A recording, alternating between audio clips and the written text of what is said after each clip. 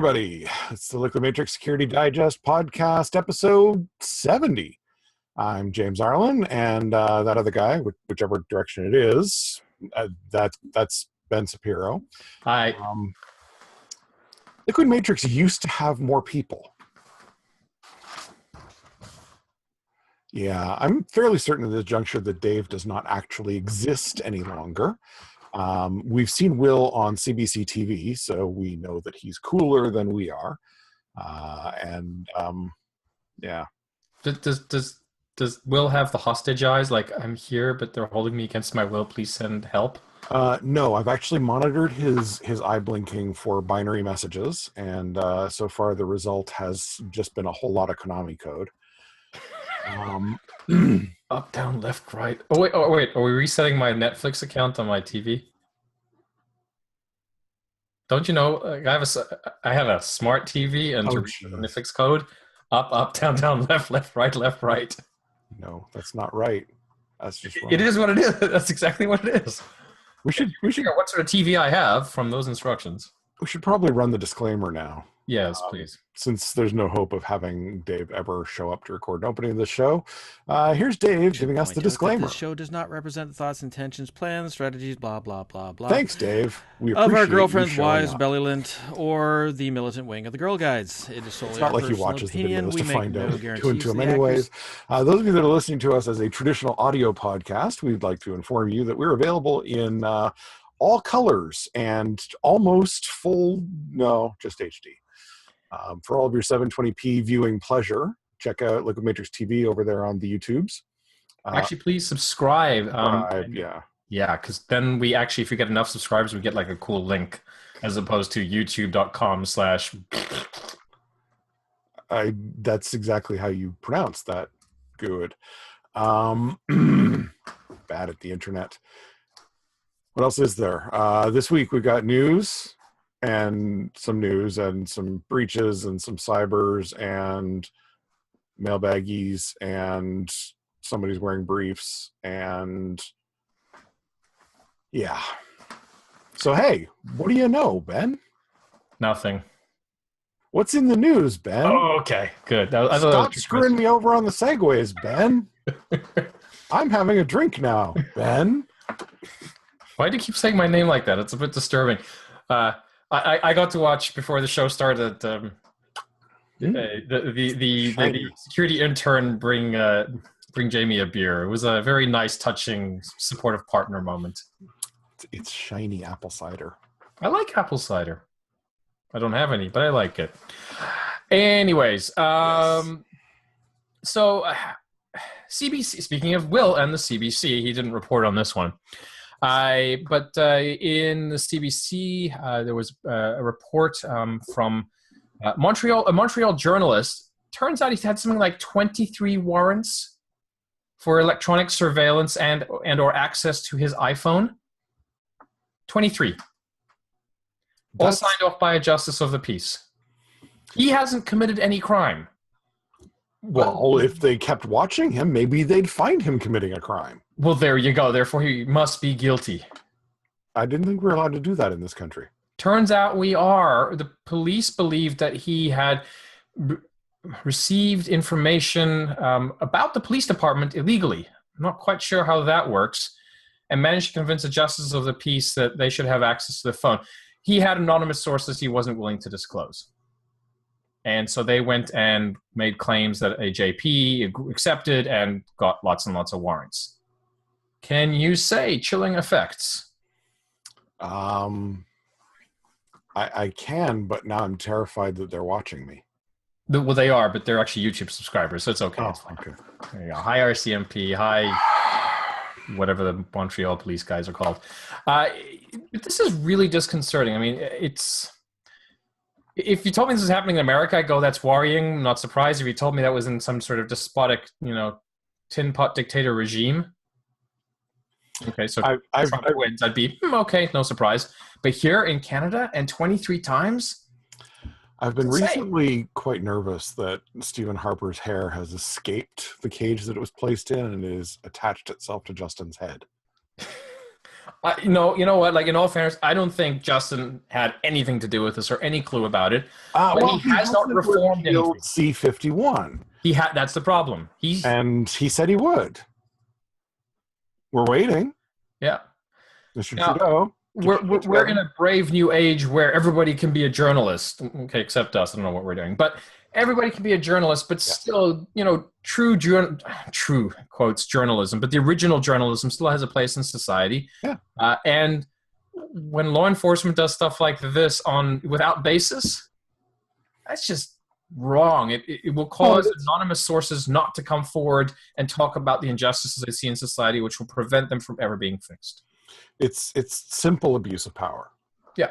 And I think that any police officer that abuses the trust that's placed in them, who exerts an inappropriate amount of power, has proven that they do not deserve to hold it. And the first offense is, I'm sorry, you are no longer allowed to do this job. Except here we get, in non-denial. Sorry, it wasn't 23 warrants. My mistake. It was 24 warrants. It was against a columnist called Patrick Lagasse. I probably can't pronounce his name properly. The warrants were used to track Lagasse's whereabouts using the GPS chip in his iPhone. So that had the complicity of his, I'm guessing, the cellular carrier. Yeah. So Videotron, Telus, Bell, Rogers, in that part of the world. Yep. Maybe Wind. Okay, who's kidding? Not Wind. It's not like there'd ever be a connection. So if you're from Canada, you know what we're saying about Wind Mobile and its complete lack of service. There you go. And Montreal Police Chief Philippe Pichet speaks to the media about the tapping of newspaper reporter's smartphone on Monday. And what does he say here? We respected every law to obtain the warrant we got. We followed the rules and the judge authorized the warrant. The judge should have said no. The judge isn't a judge. Justice of the peace? Not a judge. What is he? Just a smart dude. It's a lower standard. We really should have a guest on this show. We know people who know about stuff like this. Oh, I think we actually know somebody who's related to a judge. A few of those. Yeah. Yeah, well, welcome to Trump's Canada. I just sometimes I feel like our civil institutions are running off and doing things that when the big boys at the top end of the political food chain find out about it, even they're going to go, ooh, yeah, that wasn't what we intended. At least that's what I'm hoping.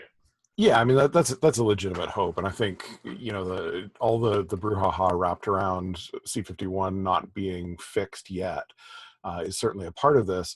I think the other reality of it, though, is as we've conditioned ourselves to see, clickbait listicles as journalism, we've forgotten what real long form journalism looks like, and we've forgotten the trust that's associated with that. And absolutely a huge chunk of it falls out of a failure to pay for journalism. And when you've got listicles that are journalistic enough, and you've got talking points where I spent part of the weekend in New York City because of the O'Reilly thing, and watching television in the States without a DVR to take out things like commercials and stuff, and you're switching from news channel to news channel to news channel, and it's always the same shit on.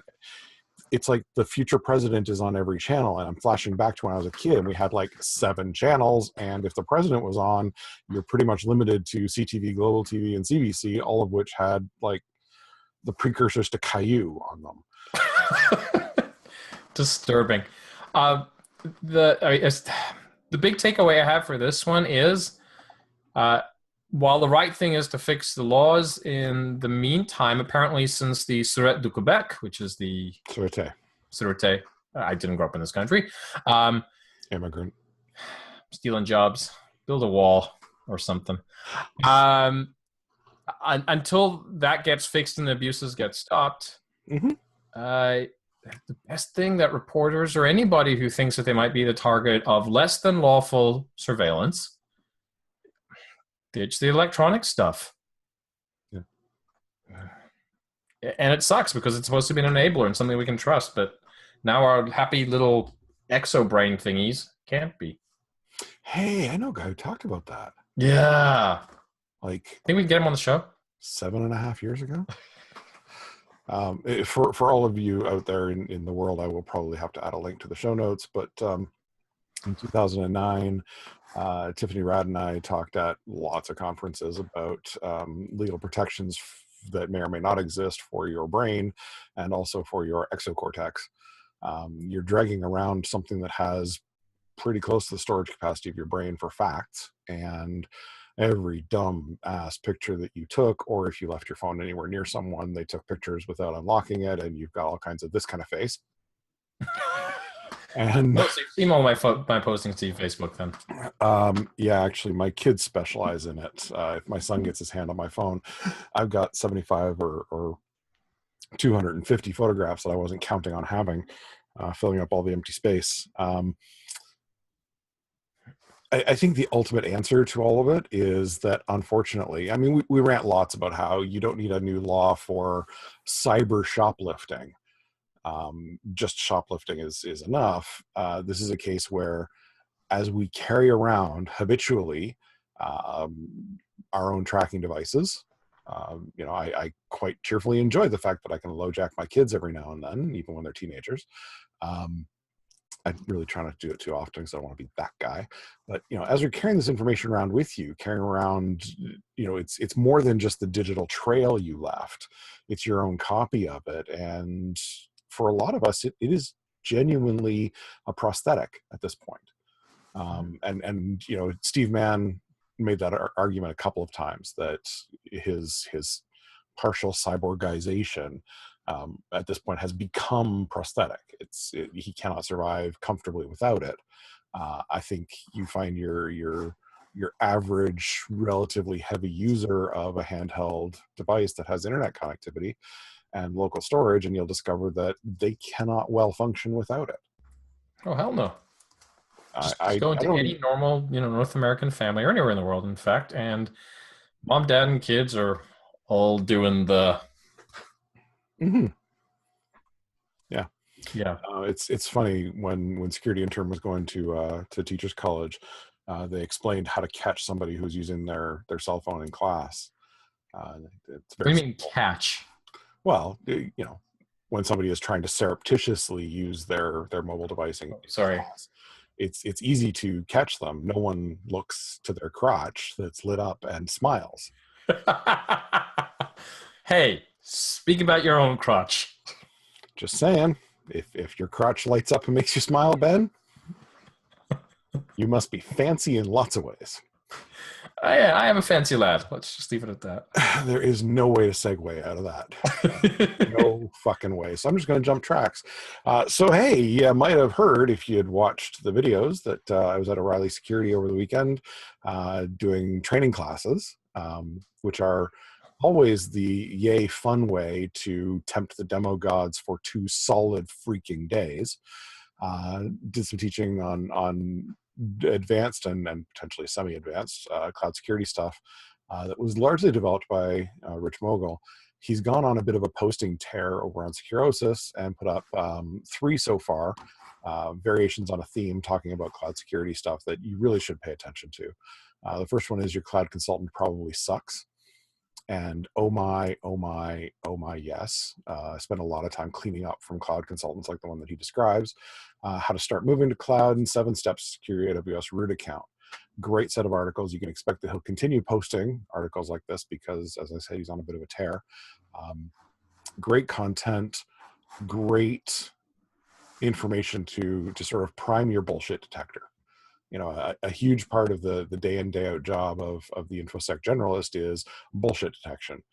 You don't have to know a lot about something, but you have to know enough to recognize when somebody is laying a line on you. And this will help you get there. And it'll help you get there pretty damn fast, actually. Yeah, it's interesting talking to some engineers of, you'll start poking at stuff and they'll know that you're onto something, but they also know you don't know 100% of everything they know. So it's this interesting balance of, oh yeah, can you get them to the point of they're going, okay, fine, you're here to do something useful. I have something really cool to tell you before we dive into breaches. You know how we keep on bitching about auditors cyber auditors that come Yes. in. They're usually 3, maybe. Yes. Cyber auditors. Cyber auditors. They'll start shaving in 17 years when their voice cracks or whatever. Yeah. I know those guys. Yeah. Yeah. Day job. Really interesting experience. Obviously, can't say which customer of ours showed up, but they're a beloved customer. And the auditor that showed up, the guy's been in tech for, as far as I can tell, 25, 30 plus years. Mm-hmm. This is like his second career after kind of retiring. Yep. And the measure and the calm and the conversation, just such a marked difference. Yes. Yeah. So go find some like 70-year-old retired IT guy and make him your cyber auditor. Was he going back and forth between the checklist and your thing and saying your thing doesn't match my checklist perfectly and therefore it's a fail? Yeah, no. Oh, okay. No. Yeah. He also tells a lot of fun old-timey stories as we're going through the audit. Made it good fun. That's awesome. Yeah. Did you pass the audit? Sure. Okay, good. Yeah, of course we did. Our shit don't stink any more than anybody else's. Cool. There we go. Whose shit does stink? Actually, it's a piece of shit with a nice rose water scent to it and well presented. Somebody put cherry on a shit sandwich? Damn straight. No, I think this is one of these, yes, something bad happened, but they did the right thing. And so last week, I think this was, GitHub posted, and this is October 28th, posted a disclosure that there was a bug in their system that exposed a small amount of user data via Git pulls and clones. A total of 156 repos were exposed. They've notified everybody. They have a lot more repos than that. A lot more. We have notified everyone affected by this private disclosure. So if you haven't heard from us, you don't have to worry. This wasn't an attack. We made a mistake. Here's a full technical explanation of how we messed up. Here's pretty diagrams explaining everything. And by the way, here's what we think the actual risk and exposure is. And this is what we're going to do to stop it from ever happening again. The right way to handle a breach. For those of you who are listening to the audio podcast version, you should really turn into the video. Ooh, hi, doggy. There's a dog in Jamie's. Lucifer, right? Lucy? Yes. Yes. He's on Twitter. He's on Twitter. I follow. I don't get any retweets from Lucifer. But anyways, this is absolutely the right way to handle a breach. Yes. And does the apology say we're sorry, or does it say we're sorry that your SCADA thing happened? Let's see. It doesn't say the word. Oh, wait, that's the wrong Control F. 1 second. Let's try that again. Sorry. And we are deeply sorry that this incident occurred, which is prefaced by GitHub would not exist without your trust. So they actually said sorry. Yeah. We are deeply sorry. There we go. That's awesome. I know. What more can you ask for? Everyone else to do that too. Okay, yes, that we should ask for. Okay, so everyone, get better at this shit, because the mealy words are dumb. Yeah. Don't be dumb. Yeah. All right, that's my breaches bit. Moving on to more breaches. More? There can't be more. We'd be less than employed if there weren't more. To the breaches. My mason jar result in paychecks. It's because you. I think there's a dribble of beer here. 1 second. There we go. Are you trying to be Matt? What? Hang on a second. Let me put my beard into the mason jar. Yeah, I was going to say we should probably do that picture-in-picture overlay of 1 second. Stunning hipster Matt. Yeah. We have done a GoFundMe campaign, and we have raised a whole whopping $3 to secure Matt's freedom from whoever's holding him hostage. I think it's Austin. Austin. Actually, we'll give you Dave if you give us Matt. Because at this point, as you said, we're not sure if Dave is real anymore. He might be the Pokeroo. Pokeroo. There we go. Now we're feeling older, aren't we? Yes. So the nice people at the Shadow Brokers. Oh, yeah, they're very nice. They are. Their spelling's atrocious, but that's okay. So they have an article they posted on Medium, and there's an analysis on Ars Technica. And anyways, we all know about Harold Thomas Martin III, who managed to sneak out 50 terabytes of data from the NSA. Oh yeah, very sneaky. Do the math though, right? Because 20 years ago when he started doing this, there were not gigabyte USB drives. You can't buy gigabyte USB drive. So I'm sorry, everybody. Holy God, it's late at night. It is. We're getting old. Nap time. So yeah, snarfed a bunch of data. Shadow Broker said what? Yeah. Anyways, they Shadow Broker is now dumping some of this information, and as it turns out, the information they're dumping. Well, it's kind of like the NSA edition of Have I Been Pwned, because it includes IP addresses that are related to organizations that have been targeted by the NSA. Okay. So I'm pretty sure Trey should be punching all these IP addresses into Have I Been Pwned and type in your IP address. Yes, you've been hacked by a national security agency. Nice. Yeah.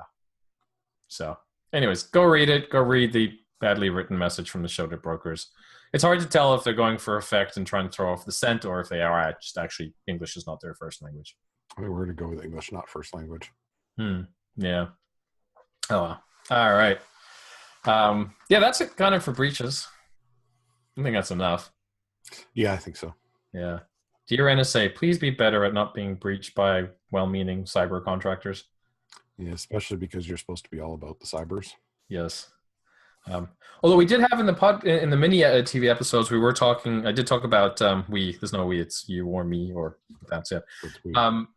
Did talk about the office of the comptroller of currency, who had about 10,000 records go for a walk. Former employee took on a USB drive. Here's the great thing. They concluded there was no risk. Why? Because the USB drives are encrypted. If the office of the comptroller of currency can get it right, then I'm pretty sure NSA can too. Yes. Yeah. Anyways. Budget for it anyways. Oh, yeah. Okay, so I was going to tear here. You interject at any point. Sure. So I'm going to say this right, the Mirai botnet. Mm-hmm. All right, the Mirai botnet. So I saw an interesting picture come across the Twitters with Errata Rob. So that would be Rob Graham, but apparently he's going as Turkey Graham right now. I don't get the reference. Anyways, and it's a screenshot of somebody. Somebody's attacked his a Linux device he has, probably on an IoT thinger. And they've got this. They explain how, hey, you've been infected by Reincarna, and we're not trying to damage you. What we're trying to do is close off any back doors. Yes. And then a day or two later, there's a link posted somewheres to a GitHub repo, which has the anti-Mirai or white hat botnet Mirai source code. And then it promptly disappeared the next time I looked at it. So I think a little takedown occurred. This opens up this interesting conversation. I'd love to know what you think, Jamie, is clearly some white hat or gray hat is running around the internets, hacking the IoT things before somebody not nice hacks them and trying to shut the doors. No, Cyber Batman. Yeah. Okay, so I mean, let's just be clear for the audience. It is illegal. Well-intentioned, perhaps, but totally not really legal. Oh yeah, that's Computer Fraud and Abuse Act pasted right to your forehead, and then they send you away to the big house. Yeah, but I was trying to help. Quiet. That's nice. Yeah, it's really an interesting kind of intersection of all sorts of things. Quite coincidentally, I was talking to my boss about this very issue earlier today.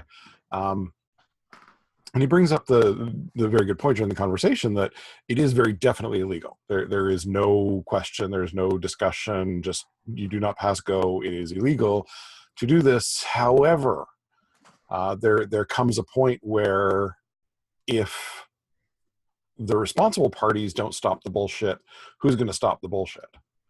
Who's the responsible party in this scenario? The vendor who shipped the piece of shit in the first place, the vendor who didn't provide a patch for the piece of shit in the first place. But they offered a recall, which I think 0 people have taken up so far. And I was going to say, and the idiots who are not taking care of their equipment because they think that everything is just plug and play. The issue with this particular sort of idea of the Robin Hood's Batman anti-retaliatory strike system is that if it's done right, what it would do is brick everything.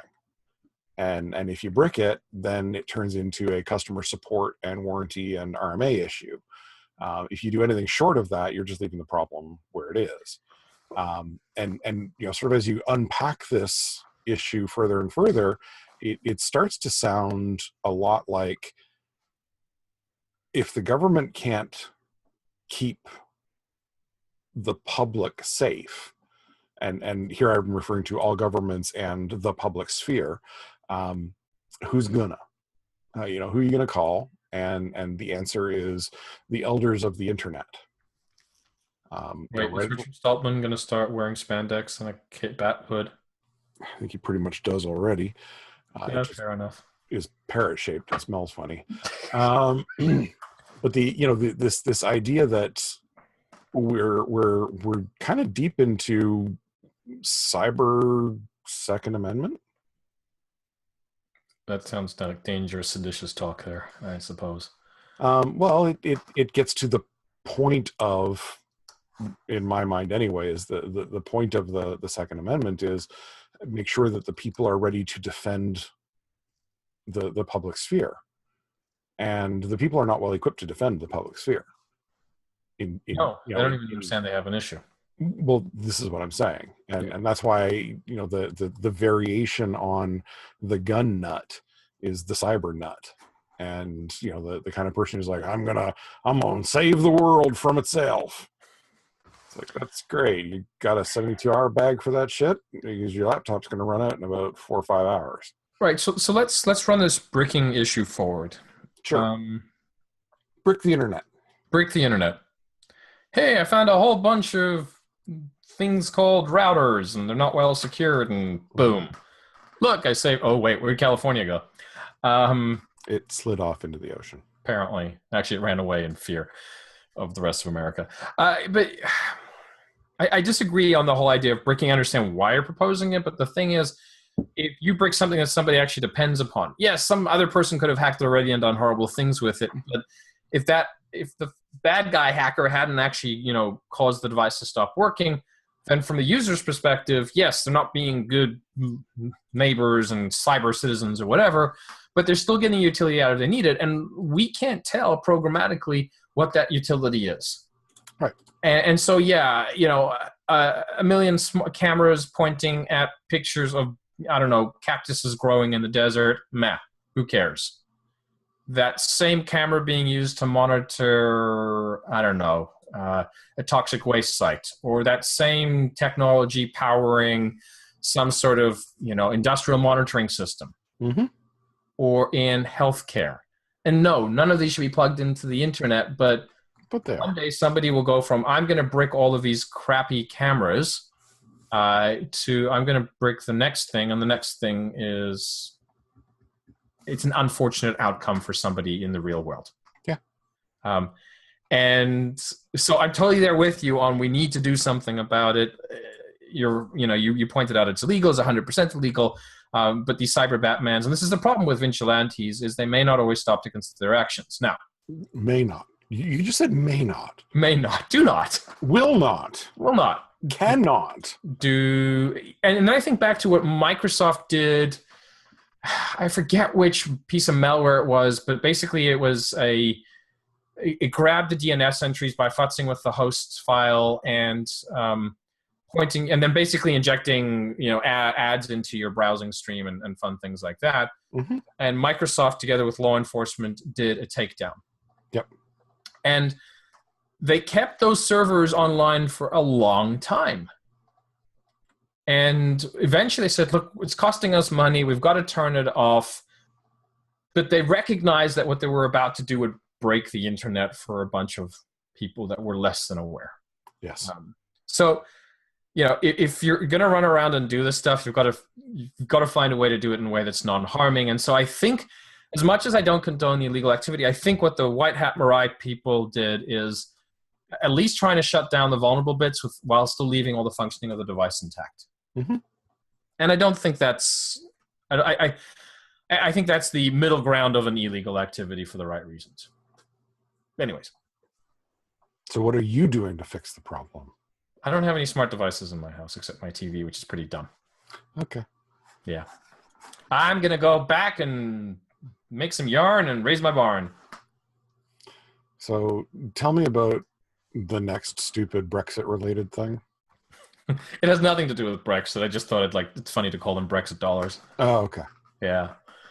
Actually, so this is good news, I suppose, minus the whole Five Eyes thing and the silly diatribe from the Chancellor Philip Hammond. When you put in Chancellor as somebody's title, it makes him sound like, I don't know, should have been in Return of the Jedi or something. Yeah, they're probably a lot more impressive than they actually are. The title is more impressive than the person. He actually kind of looks like Palpatine from one of the Jar Jar Binks episodes. Just saying.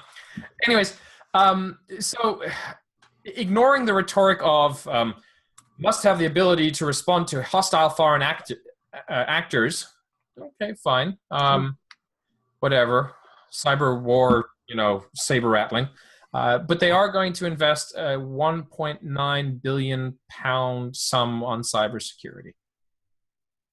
That's a lot of Brexit dollars. Yeah. Great.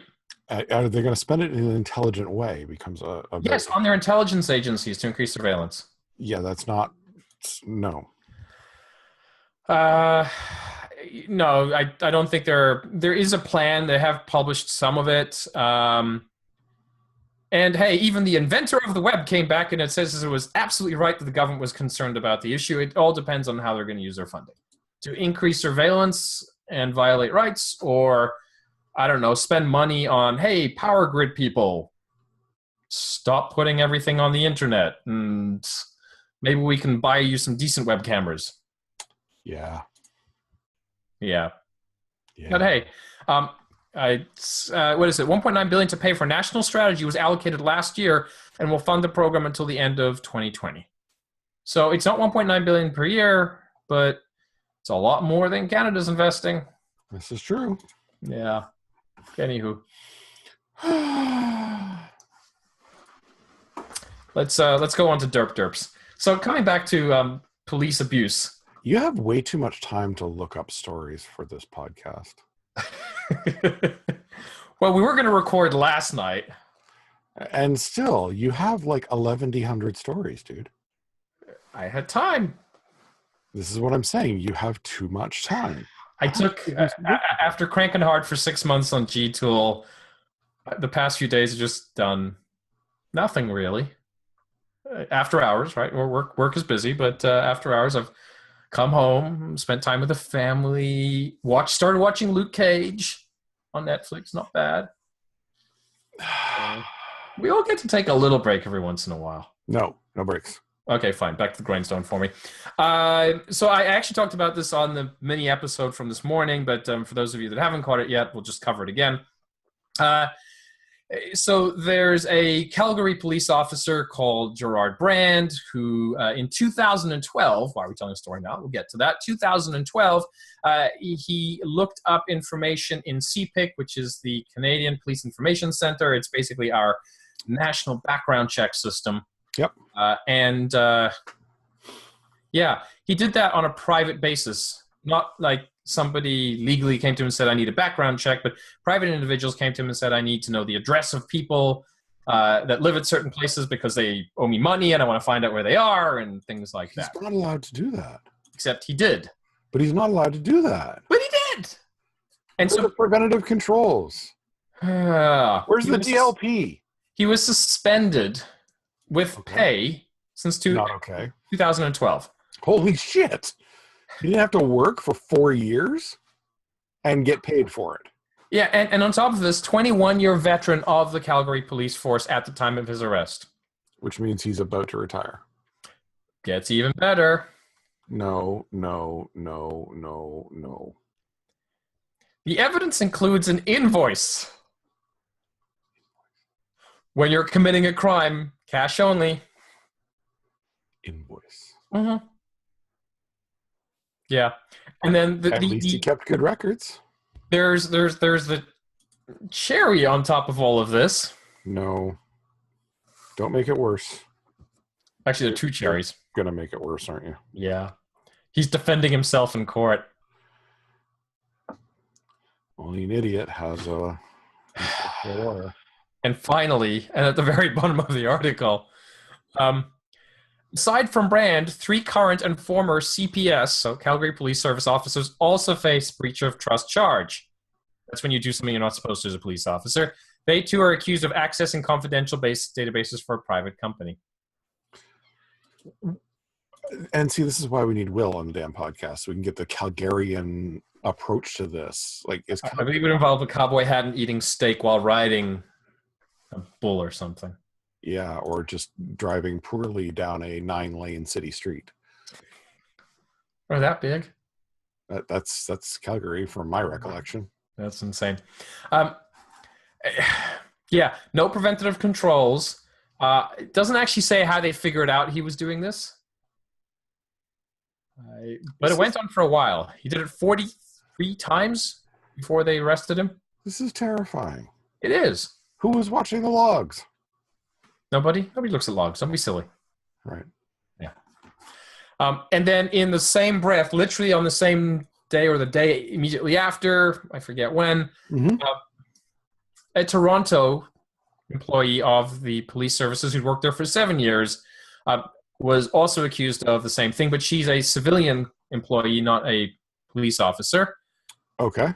Yeah, they found out that she did that, and they arrested her and fired her, possibly in reverse order, I suppose. This is a big bag of crazy. Okay. Wait, can we use blockchain or something to fix this?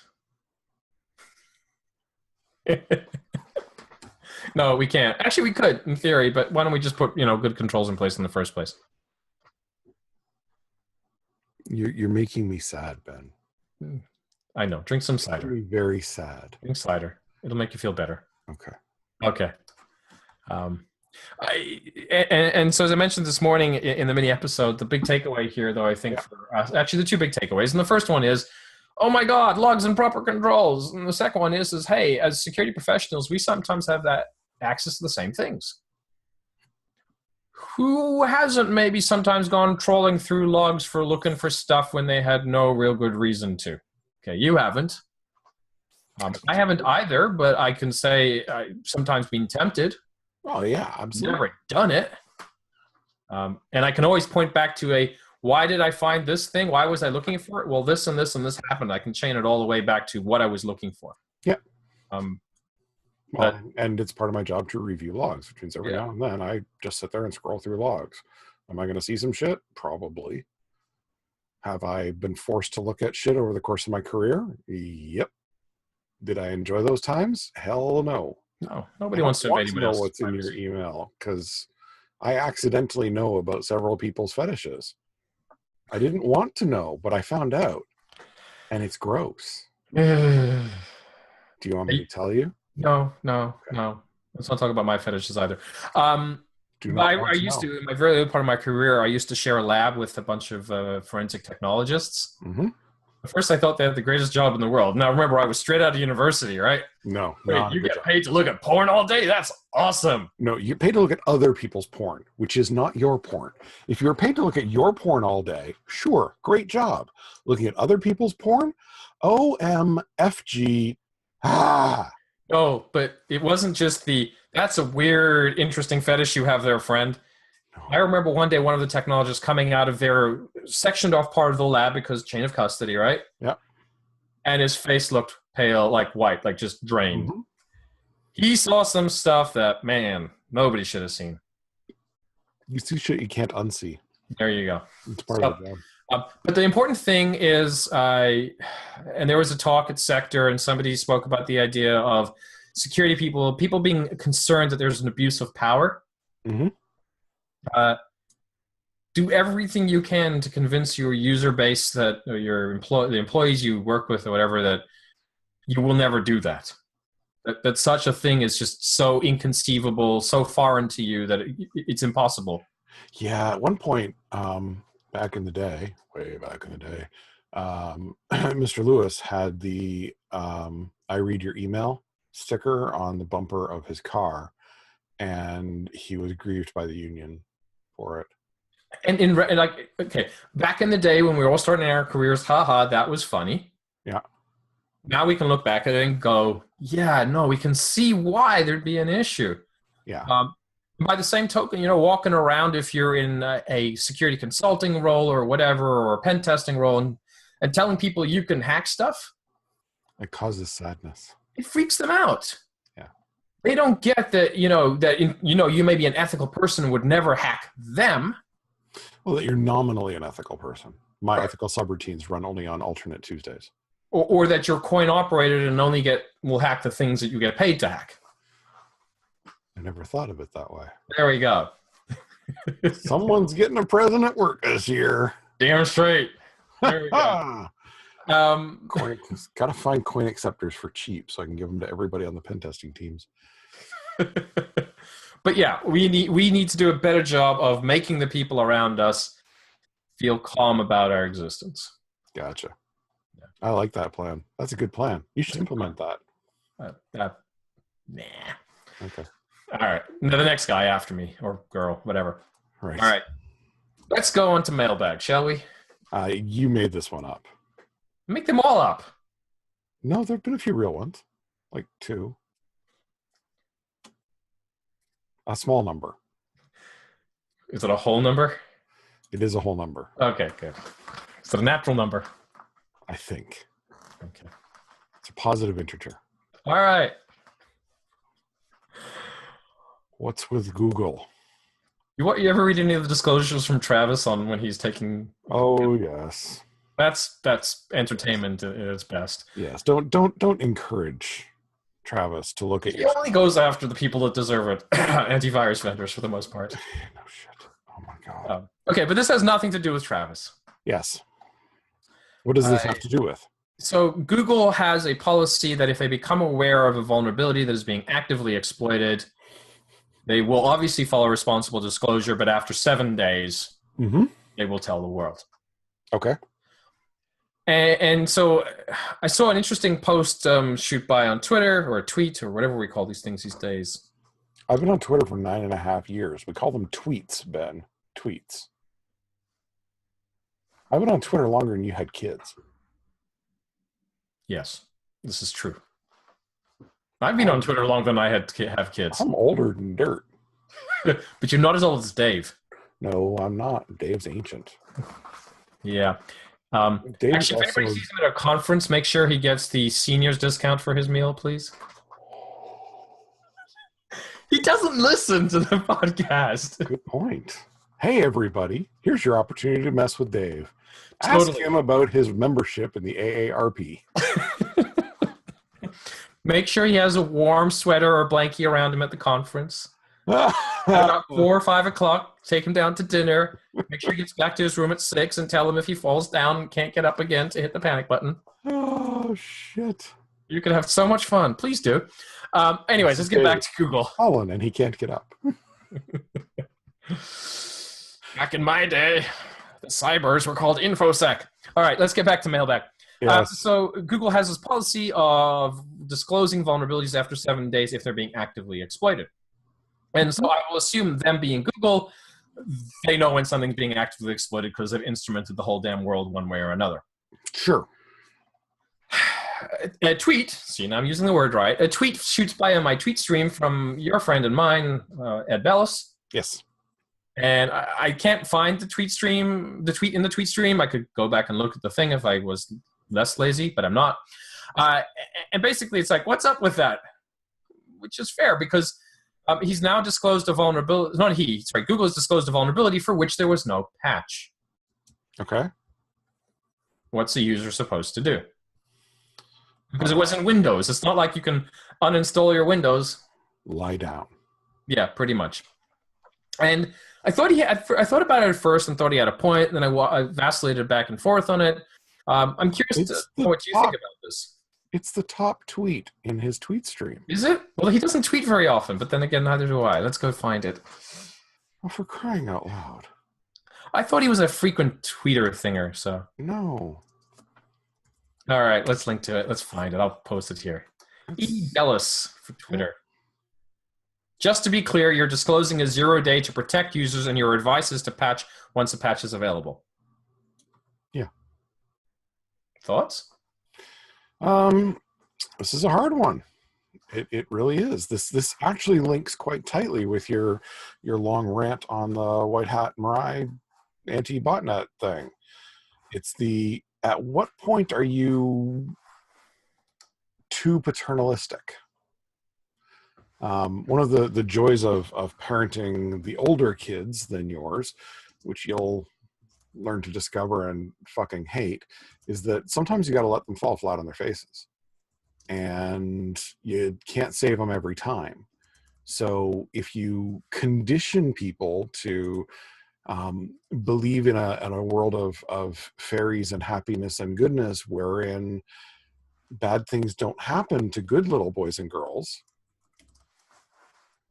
it's going to suck. But when you go ahead and release the issue, you apply the pressure for the fix, because the abuse is already occurring. So there was an interesting research piece that Symantec did. Trusting Symantec? This was actually academic research with a statistical background, as opposed to We Cure Cancer and Stop the Cybers. Oh, okay. Yeah. So there was data behind this. Gotcha. Before there were data scientists, there was data behind this. Mm-hmm. They were called statisticians back then in the olden times. Anyways, they did this analysis of, they obviously have a large instrumented network of hunting, tracking exploit attempts and vulnerabilities and all good things. And I think it was back in 2012, but I might be off by a year or three. Mm-hmm. And they said something to the effect of, when a vulnerability goes from being unknown to most of the world to being disclosed as an O-Day, mm-hmm. at that moment, they saw a 5-fold increase in exploitation. Yeah. And so part of me agrees with, the concern that Ed raises, which is, what are people supposed to do? Like, if this was a vulnerability in Flash, that's never had vulnerabilities. It lie in its shallow grave for forever. Then, the answer could quite simply be turn your Flash off. This is in Windows.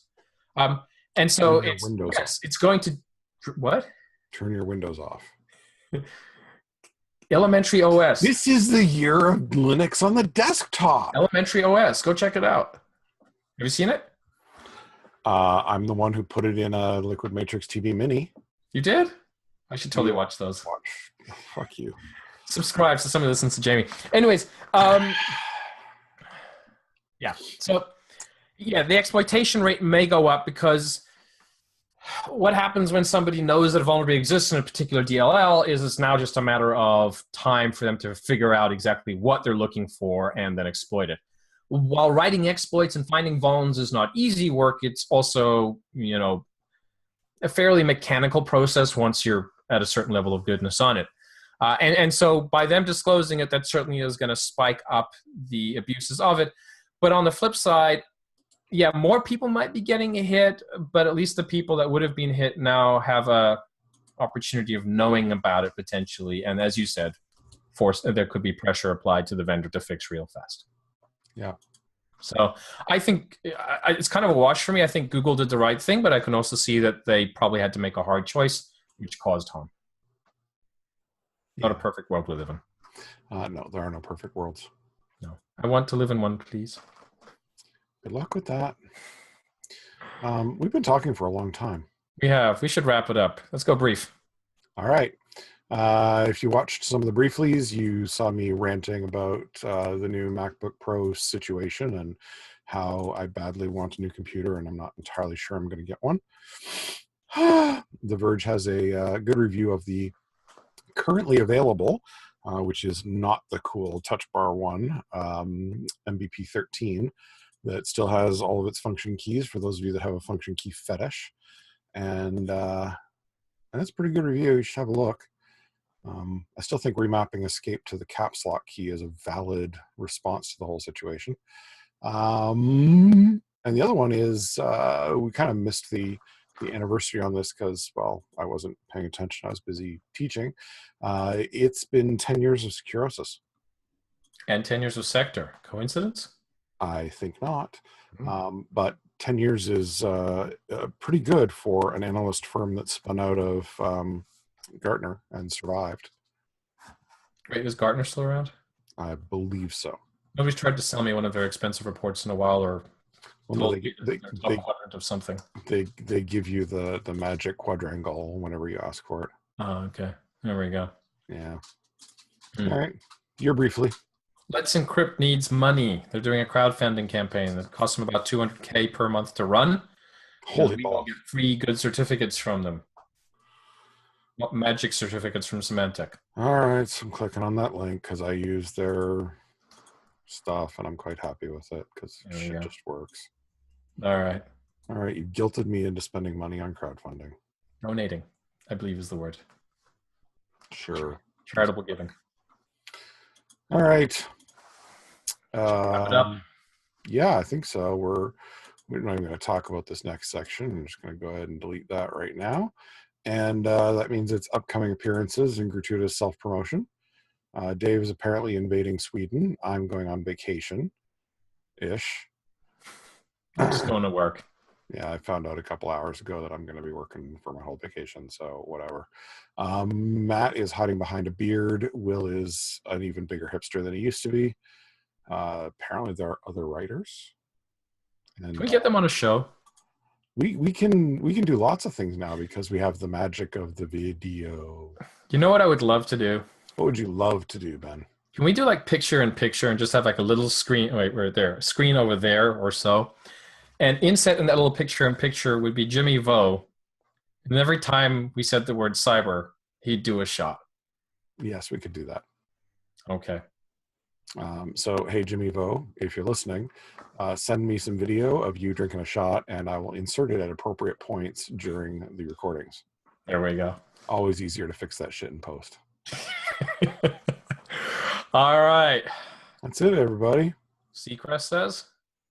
Dave loves the Swedish meatballs. Could have made that sound dirtier. I was hoping for dirtier. Not gonna happen. Bye, everybody. Have an awesome week. Hey, don't forget to subscribe to Liquidmatrix TV. Yeah, we'll see you soon and stuff. Okay, bye. Bye.